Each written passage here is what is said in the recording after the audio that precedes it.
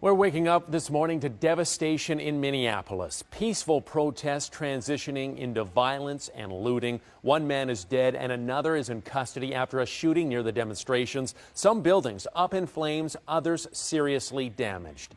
An apartment complex that was under construction on 29th Street has burned to the ground. This is near the corner of 29th Street and 27th Avenue.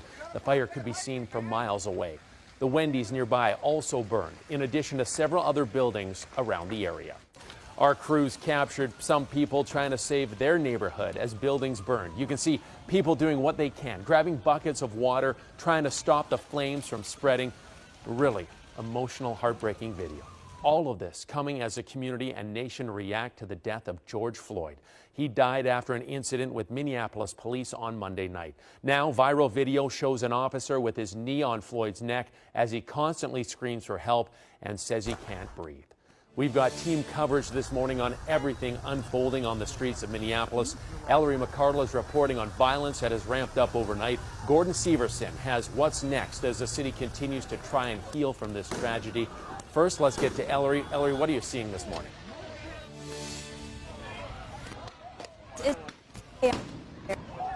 It's really difficult to watch all of this happening in our city overnight, from the fires to the looting to the violence. You know, people are just so furious over the death of George Floyd. You know, those protests went from peaceful to just awful. Take a look. George Floyd! George Floyd! George Floyd! George Floyd!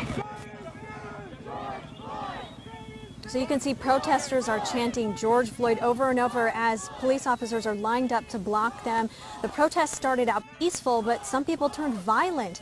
And then the looting started, and you can see people running in and out of some local stores.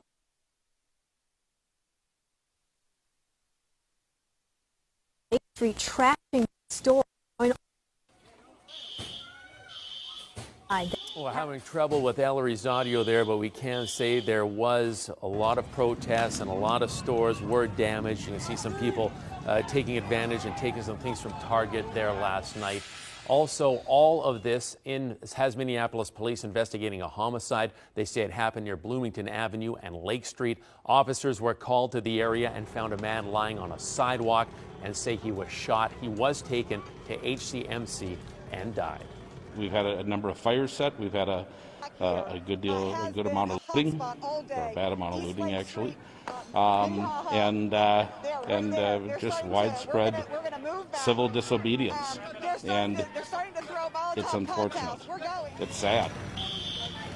If people are there, truly there, to honor the memory of the decedent and the family, this isn't how you do it.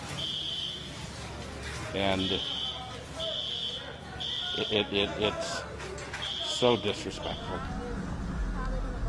and it's heartbreaking. It really is. People are utilizing this as a purpose to just make bad decisions. Governor Walz is asking people to stay out of the area of Lake and Hiawatha. Certainly, we are staying away, Ellery and the rest of the crew, because it's not safe, but we hope to hook up with Ellery again at 5:30.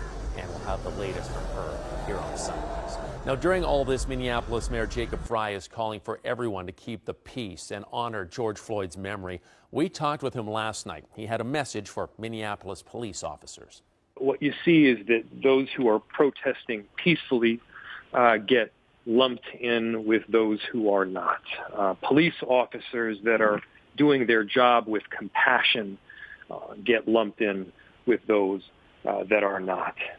And, you know, this is a crisis on top of a crisis, pandemic followed by, of course, this really tragic killing. And throughout, the last 6 weeks, our police officers have been working their tails off. And so, we need to be able to hold these truths in our heart at the same time, which is that the individual, the officer that horrifically killed George Floyd, we need justice there. He needs to be held accountable, and I've said that again and again and again. St. Paul police and state troopers are assisting Minneapolis police. We asked Mayor Fry about possibly bringing in the National Guard. He said he and his team were looking at options for additional help, but did not go into any specifics. Several businesses on Lake Street have been either damaged or destroyed. Gordon Severson says some local business owners have had a rough night. Tell us about that, Gordon. Yeah, Chris, a lot of these business owners say that they put their hearts and souls into their businesses, so many of them were actually out here, spent the night out here on the street to protect them. We spoke to the owner of Sonora Grill, who's been sitting out in his parking lot ever since he closed down his kitchen last night. He's seen a lot of activity around his restaurant, including a body shop nearby that had 4 cars stolen from it. He's been watching them speeding up and down Lake Street. He says one of those cars he heard was the one that smashed into TCF Bank here in the neighborhood. He feels fortunate, though, that so far his business has been left untouched. We've been already struggling for a couple of months with everything happening, but this is crazy right now. I had no idea what's going to happen. And